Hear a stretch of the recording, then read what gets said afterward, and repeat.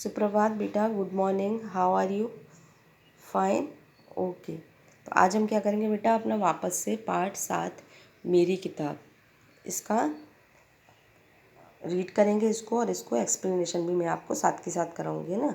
Live class में हमने ये पूरा पढ़ लिया है ना, लाइव क्लास में तो हमने पढ़ लिया, लेकिन अब ये वापस से मैं आप लोगों को इसका भाग दूसरा है ना, तो वीडियो में मैं आपको भेजूँगी। जिसको लाइव क्लास में नहीं समझ में आया है तो आप वीडियो देख सकते हो। ओके बेटा, तो हमने क्या देखा था इस पार्ट में कि माँ ने वीरू को कहाँ भेजा था, एक संदेश देकर अपनी बहन के पास भेजा था। यानी कि वो कहाँ गई थी वीरू, अपनी मौसी के पास। और मौसी के पास उसने क्या देखा, वहाँ बैठक में बहुत सारी किताबें देखी, है ना। पाठ का नाम ही मेरी किताबें, तो उसने वहाँ बहुत सारी किताबें देखी।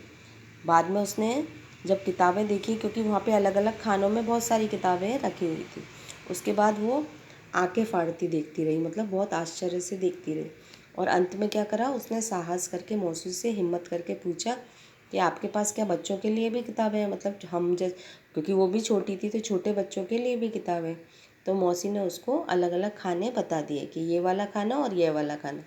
वीरू ने हैरानी से कहा, इतनी ढेर सारी किताबें मेरे पास तो नहीं है, क्योंकि वो तो छोटी थी, उसके पास कहाँ है इतनी सारी किताबें। तो वो चौंक गई और बोला कि मेरे पास तो नहीं है। मौसी, अब आगे देखते हैं बेटा।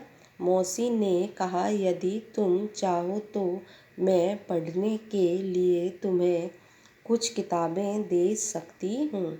तुम्हें किस तरह की किताबें सबसे अधिक पसंद हैं?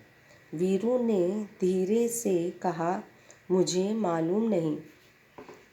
मौसी ने एक किताब निकाल कर वीरू को पकड़ाई और कहा, तुम यह किताब पढ़कर देखो। अब वीरू ने अपनी मौसी को हिम्मत करके पूछा कि आपके पास क्या छोटे बच्चों के लिए भी किताबें हैं? तो उसने अपने अकॉर्डिंग पूछा कि खुद को छोटी किताबें पसंद थी।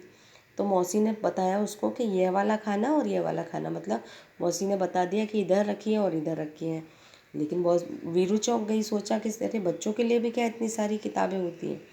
तो मौसी ने उससे कहा कि यदि तुम चाहो तो मैं तुम्हें भी पढ़ने के लिए कुछ किताबें दे सकती हूँ। तुम्हें किस तरह की किताबें अधिक पसंद है, तुमको कैसी किताबें पसंद है? क्योंकि सबकी अपनी अपनी अलग अलग पसंद होती है ना। किसी को खेलने की किताबें अच्छी लगती हैं, किसी को चित्रों की किताबें अच्छी लगती हैं, किसी को कार्टून की, किसी को कविताओं की, है ना, किसी को नॉ और भी साइंस की, मैथ्स की, अलग अलग सब्जेक्ट वाइज भी किताबें होती हैं। तो सबकी अलग पसंद होती है। तो मौसी ने पूछा कि तुम्हें कौन सी किताब पसंद है तो मैं तुमको दे सकती हूँ। तो वीरू ने क्या कहा धीरे से कि मुझे नहीं मालूम, मतलब वीरू ने बोला कि भाई मुझे नहीं पता मुझे कैसी किताबें पसंद है।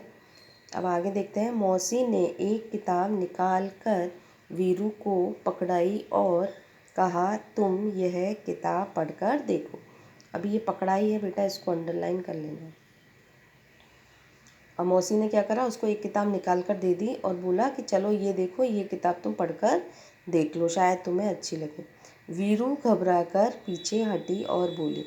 अब ये घबरा कर लिखा है बेटा, इसको भी अंडरलाइन कर लेना। बाप रे, यह तो बहुत मोटी है। तो अब वीरू को जब वो किताब दी तो उसको मोटी लगी। वो बोली घबरा कर, मतलब डर कर पीछे हट गई और बोली, बाप रे ये तो बहुत मोटी है।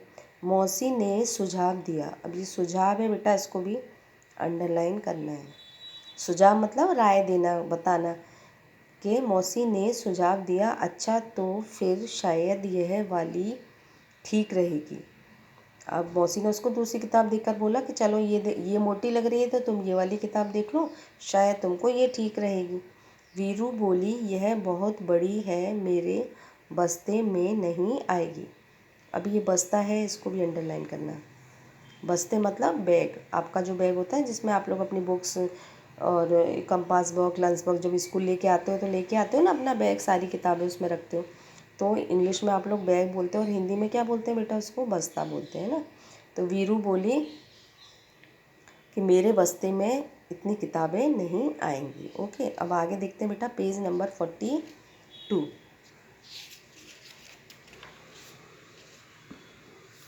पे ऊपर से देखेंगे। मौसी ने एक तीसरी किताब दिखाई और इसके बारे में क्या ख्याल है? अब ये ख्याल है बेटा, इसको भी आपको अंडरलाइन करना है। मौसी ने क्या करा, फिर उसको तीसरी किताब दिखाई और उसके बारे में पूछा कि भाई इसके बारे में तुम्हारा क्या ख्याल है। ख्याल मतलब तुमको क्या लगता है, कैसा लगता है इसके बारे में। ओके। वीरू ने किताब के पन्ने पलटे। अब ये पन्ने लिखा है बेटा, इसको भी अंडरलाइन करना है। और ये पलटे, पन्ने मतलब पेज जो होते हैं ना, हम लोग ये जैसे आप पेज नंबर में आपको बता रही हूँ, पेज नंबर 1, पेज नंबर 2 ऐसे। तो अब पलटना मतलब जैसे चेंज करते हैं ना हम, पलटना ऐसे, एक पन्ने को पलटा फिर दूसरे पन्ने को पलटा, इस तरह से। वीरू ने किताब के पन्ने पलटे और यह फैसला किया इसको पढ़ने के लिए बहुत कम है, सॉरी, इसमें पढ़ने के लिए बहुत कम है।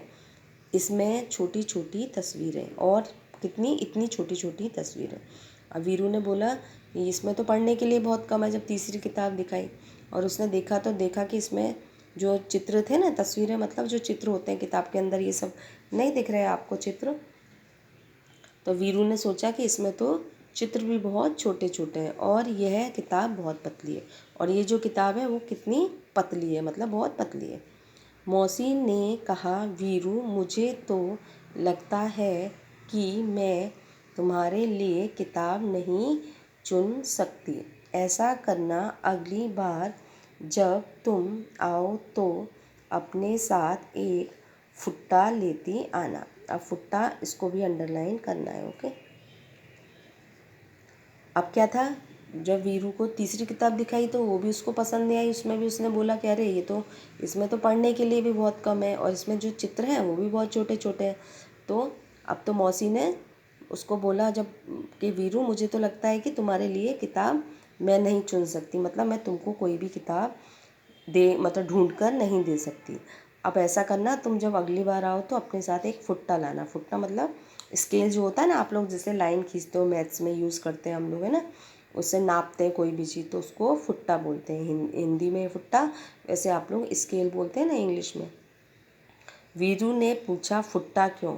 मौसी ने हंसकर कहा, तुम्हें जितनी मोटी किताब चाहिए तुम नाप कर ले लेना। नाप कर को भी अंडरलाइन कर लेना। ओके, ठीक है ना। अब मौसी ने हंसकर कहा, मौसी उसको खींच रही थी, मतलब ऐसे गुस्से में नहीं बोल रही थी, लेकिन थोड़ा मजाक मस्ती के मूड में उसको बोल रही थी कि ऐसा करना, तुमको तो कोई किताब मोटी लग रही है, कोई पतली लग रही है, कोई लंबी लग रही है। तो बोला कि ऐसा करना, जब तुम नेक्स्ट टाइम आओगी तो अपने साथ एक स्केल ले आना, मतलब एक फुट्टा लेती आना।